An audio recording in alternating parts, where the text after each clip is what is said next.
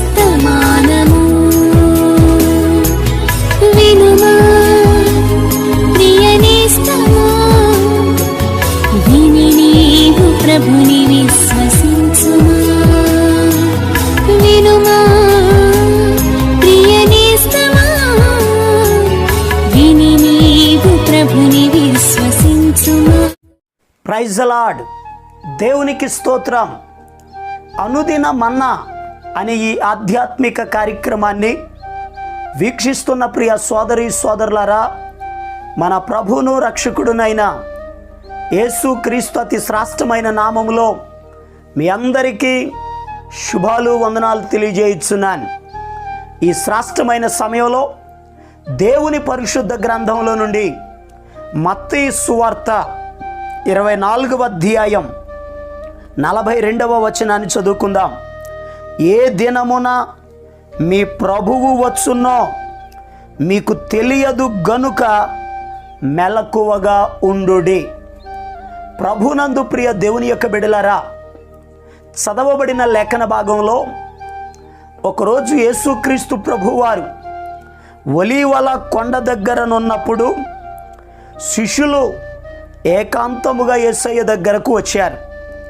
ఈ వచ్చినటువంటి వీరు వారికున్న డౌట్స్ను యేసయ్యను అడుగుతున్నారు.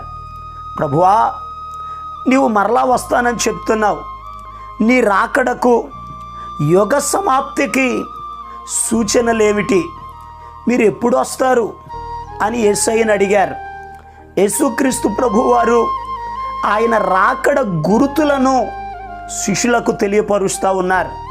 ఆయన వచ్చే సమయంలో ఈ భూలోకంలో ఎటువంటి పరిస్థితులు ఉంటాయో, ఏం జరుగుతాయో ఆ విషయాలన్నీ కూడా 24వ అధ్యాయం అంతా కూడా యేసయ్య వివరించుకుంటూ వచ్చి, మీరు అనుకోనని గడియలో మనుష్య కుమారుడు వస్తారు అని చెప్పారు. ఆయన ఏ సమయంలో వస్తారో ఎవరికి తెలియదు, మీరు మెలకువగా ఉండుడి అని చెప్పారు. నిజమే. ఈరోజు ప్రియ దేవుని యొక్క బిడ్డలారా, రక్షించబడిన వారు, ఆరాధించేవారు, దేవుని స్తుతించేవారు, మనము యేసయ్య రాకడ కొరకు ఎదురు చూస్తున్నాం. మన ప్రభువు త్వరగా రాబోతున్నాడు. నేనుండు స్థలములో మీరును ఉండులాగున మరలా వచ్చి నేను మిమ్మల్ని తీసుకుని వెళతాను అని చెప్పారు. యేసయ్య వచ్చినప్పుడు, ప్రధాన దూత బోర ఊదినప్పుడు సకల పరిశుద్ధులు యేసయ్యను ఎదుర్కొని యేసయ్యతో పాటు ఉంటారు.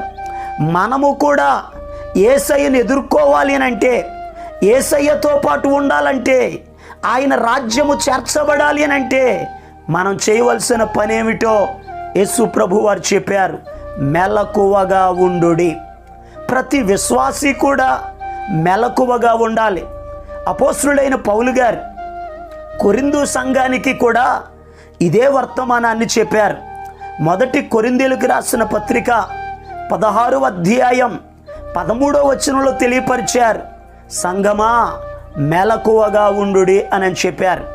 ఈరోజు దేవుని బిడ్డలు ఏ విషయములో మెలకువగా ఉండాలో పరిశుద్ధ గ్రంథంలో నుండి జాగ్రత్తగా మనం నేర్చుకుందాం. చూడండి, మీ పరిశుద్ధ గ్రంథాలు తెరిచి మొదటి పేతురు రాసిన పత్రిక 5వ అధ్యాయము 8వ వచనాన్ని చదివితే అక్కడ ఈ రీతిగా రాయబడి ఉంది, నిబ్బరమైన బుద్ధి గలవారై మెలకువగా ఉండుడి అని రాయబడి ఉంది. ప్రియ దేవుని యొక్క బిడ్డలారా, ఆయన్ని నమ్మిన మనము మన బుద్ధి విషయములో మెలకువ కలిగి ఉండాలి. ఎందుకనగా మనము స్వస్థ బుద్ధి కలిగిన వారిగా ఉండాలి, మంచి బుద్ధి కలిగిన వారిగా ఉండాలి, మన బుద్ధి స్థిరమైనదిగా ఉండాలి. ఈరోజు చాలామంది బుద్ధి ఎలా ఉంది అని అడిగితే మందిరములో ఒక రకంగా ఉంటున్నారు, ఇంటి దగ్గర మరొక రకంగా ఉంటున్నారు. ఎక్కడేసే గొంతు అక్కడ వేస్తే దేవుని రాజ్యములో చేర్చబడలేమో. యేసయ్య త్వరగా రాబోతున్నాడు.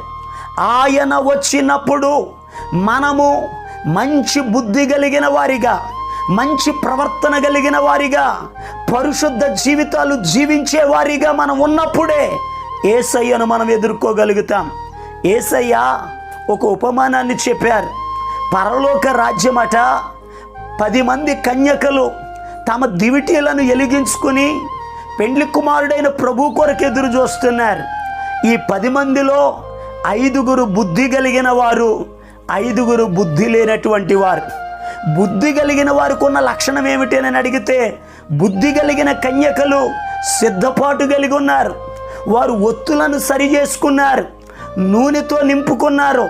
పెండ్లి కుమారుడు ఏ సమయంలోనైనా రావచ్చును, ఆయన ఎప్పుడు వచ్చినా తమ దివిటీలను వెలిగించుకొని పెండ్లి కుమారుడు ఎదుర్కోవచ్చని సిద్ధపాటు కలిగి ఉన్నారు. అయితే బుద్ధి లేనటువంటి వారు సిద్ధపడలేదు.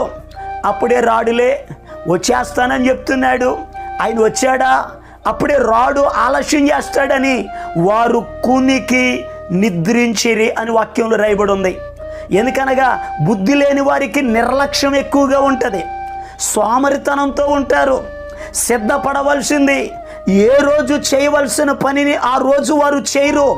అయితే బుద్ధి కలిగిన వారు ముందే సిద్ధపాటుతో ఉంటారు. ఈరోజు ప్రభుని నమ్మిన బిడ్డలు బుద్ధి కలిగిన కన్యకల వలె ఉండాలి. బుద్ధి కలిగిన కన్యకలు ఎలాగైతే వారు సిద్ధపడ్డారో, తమ దివిటీలను నూనెతో నింపుకున్నారో, ఒత్తులను సరి చేసుకున్నారో, పెండ్లి కుమారుడు వచ్చినప్పుడు వారి దివిటి వెలిగించగానే ఎలాగైతే వెలిగిందో మనము కూడా సిద్ధపాటు కలిగి ఉండాలి. రక్షణ విషయంలో సిద్ధపాటు. ప్రియ దేవుని బిడ్డలారా, ప్రభు వచ్చినప్పుడు ఆయనను ఎదుర్కొనున్నట్లుగా పరిశుద్ధత విషయంలో, పవిత్రత విషయంలో, ప్రార్థన జీవితంలో, ప్రేమ విషయంలో, నమ్మకత్వంలో, ఆత్మీయ జీవితంలో సిద్ధపాటు కలిగిన వారిగా ఉంటే, ఎవరి దివిటి అయితే వెలుగుతుందో వారే ఎత్తబడతారు, వారే ప్రభుతో ఉంటారు. ఆ సిద్ధపడనటువంటి వారిని యేసయ్య అన్నమాట మీరెవరో నాకు తెలియదు అని. ఆ మాట అనడానికి కారణం వాళ్ళు బుద్ధి లేని కన్యకలు. ఈరోజు ఈ మాటలు వింటున్న ప్రియ దేవుని బిడ్డలారా, బుద్ధి విషయములో మనం మెలకు కలిగి ఉండాలి. ఇక 2వ విషయాన్ని కూడా ధ్యానం చేద్దాం. చూడండి, మీ పరిశుద్ధ గ్రంథాలు తెరిచి లూకా సువార్త 21వ అధ్యాయం 36వ వచనం. కాబట్టి మీరు జరగబోవు వీటి నెలను తప్పించుకొని మనుష్య కుమారుని ఎదుట నిలువబడుటకు శక్తి గలవారగునట్లు ఎల్లప్పుడూ ప్రార్థన చేయుచు మెలకువగా ఉండుడని చెప్పాను. ప్రభు త్వరగా రాబోతున్నాడు. ప్రియ దేవుని బిడ్డలారా, మనం ఎత్తబడాలి అని అంటే దేవుని ఎదుట నిలువబడుటకు శక్తి గలవారమగునట్లుగా ప్రార్థన చేయుట యందు మెలకువ కలిగి ఉండాలి. ఈరోజు కొందరి జీవితాలు ప్రార్థనా జీవితాలను కోల్పోతున్నారు. అవసరం ఉన్నప్పుడు, సమస్యలు వచ్చినప్పుడు, ఇబ్బందులు కలిగినప్పుడు, కొరతలు వచ్చినప్పుడు, బలహీనులమైనప్పుడు ప్రార్థన అవసరానికి ఉపయోగించుకుంటున్నారు. ఈరోజు ప్రియ దేవుని బిడ్డలారా, అలా మనం ఉండకూడదు. ప్రార్థనలో ఎదగాలి, ప్రార్థన చేయుట యందు మెలకువ కలిగి ఉండాలి. ఎవరైతే ప్రార్థనలో తగ్గిపోతారో, ఎవరైతే ప్రార్థనలో దిగజారిపోతారో శోధకుడు వాడిని పట్టుకుంటాడు. అందుకే యేసుక్రీస్తు ప్రభువారు తాను అప్పగింపబడిన రాత్రి శిష్యులతో చెప్పారు, శిష్యులారా, మీరు శోధనలో ప్రవేశింపకుండునట్లు మెలకువ కలిగి ప్రార్థన చేయుడి అని చెప్పారు. మార్కు సువార్త 13వ అధ్యాయం 33వ వచనంలో కూడా రాయబడి ఉంది, మెలకువగా ఉండి ప్రార్థన చేయుడి అని రాయబడి ఉంది. ఈరోజు ఈ మాటలు వింటున్న ప్రియ దేవుని బిడ్డలారా, ప్రతిదినము దేవుని సన్నిధిలో ప్రార్థన చేయాలి. దానియేలు దినమునకు ముమ్మారు ప్రార్థన చేసేవాడని వాక్యం చెప్తుంది. ప్రార్థనకు అసాధ్యమైనదేదీ లేదు. ప్రార్థనా పరుడు పరిస్థితులను తారుమారు చేస్తాడు. ప్రార్థన ద్వారా గొప్ప కార్యాలు జరుగుతాయి. వాక్యం చెప్తుంది, ఏలియా మన వంటి స్వభావము గల మనుషుడే. అతడు ఆసక్తితో ప్రార్థన చేసినప్పుడు 3.5 సంవత్సరాలు వర్షం కురవలేదు. మరలా ప్రార్థన చేయగా వర్షం కురిసింది, భూమి తన ఫలం ఇచ్చినని వాక్యం చెప్తుంది. మనం కూడా ఆసక్తి కలిగి, మెలకువ కలిగి దేవుని సన్నిధిలో ప్రార్థన చేసేవారిగా ఉండాలి. మరి ఇంకొక మాటను పరిశుద్ధ గ్రంథంలో నుండి ధ్యానం చేద్దాం. చూడండి, ప్రకటన గ్రంథం 16వ అధ్యాయము 16వ వచనం. తాను దిగంబరుడుగా సంచరించుచున్నందున జనులు తన దిశములను చూతురేమో అని మెలకువగా ఉండి తన వస్త్రము కాపాడుకొనువాడు ధన్యుడు. ప్రియ దేవుని బిడ్డలారా, ప్రభు త్వరగా రాబోతున్నాడు. ఆయన వచ్చే సమయానికి ఆయన మనకిచ్చిన వస్త్రమును కాపాడుకోవాలి. వస్త్రము అనగా ఈ మనం ధరించిన వస్త్రాలు కాదు.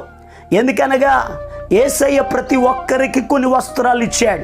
రక్షణ వస్త్రం, స్తుతి వస్త్రం, ఉల్లాస వస్త్రం. ప్రభుని నమ్మిన బిడ్డలకు ఆయన కొన్ని వస్త్రాలు ఇచ్చారు. ఆయన ఇచ్చిన వస్త్రమును, ఆయన ఇచ్చిన వరములను మనము కాపాడుకోవాలి. ప్రభు త్వరగా రాబోతున్నాడు. ప్రియ దేవుని యొక్క బిడ్డలారా, నేను మార్పు చెందానండి, మారు మనసు పొందానండి, బాప్తిసం తీసుకున్నానండి, పరలోకానికి వెళ్ళిపోతానండి అని అంటే సరిపోదు. రక్షణ పొందిన వారు ప్రభు వచ్చు వరకు ఆ రక్షణను కాపాడుకోవాలి. దేవుని ఆత్మచేత నింపబడాలి. ప్రభు రాకడ కొరకు ఎదురు చూడాలి, సిద్ధపడాలి, మెలకువ కలిగి ఉండాలి. ఎవరైతే అలా సిద్ధపాటు కలిగి తన బుద్ధి విషయములో, ప్రార్థన జీవితములో, దేవుడు వారికి అనుగ్రహించిన రక్షణ విషయములో మెలకువ కలిగి తమను తాము కాపాడుకుంటారో ప్రభు వస్తున్నాడు.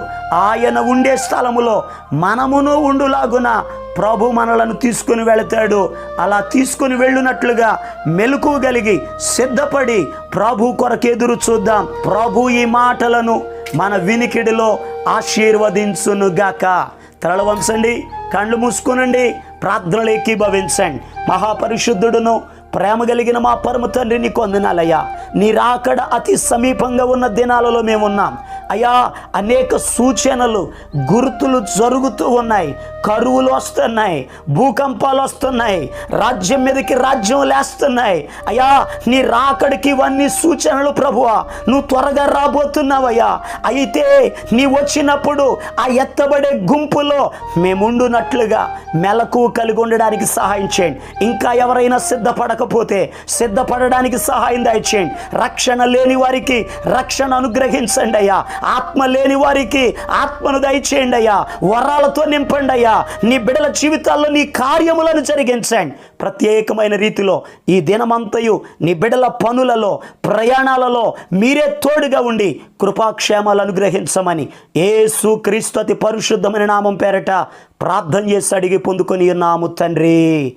ఆమేన్. మన ప్రభు అయిన యేసు క్రీస్తు కృప మీకు తోడుగా ఉండి నడిపించును గాక. ఆమేన్. ఈరోజు పుట్టినరోజు మరియు పెళ్లి రోజు జరుపుకుంటున్న వారికి సీసలి మన్నా చర్చి తరపున మా కుటుంబ పక్షముగా మీకు శుభాలు తెలియపరుస్తున్నాం. May God bless you.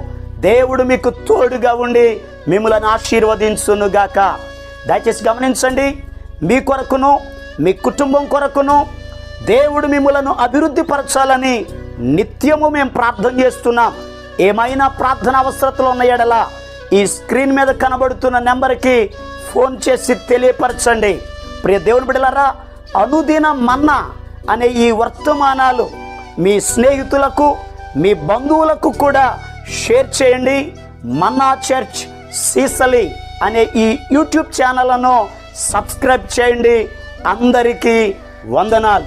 కలవరమెందుకు కలత చెందకు, కలవరమి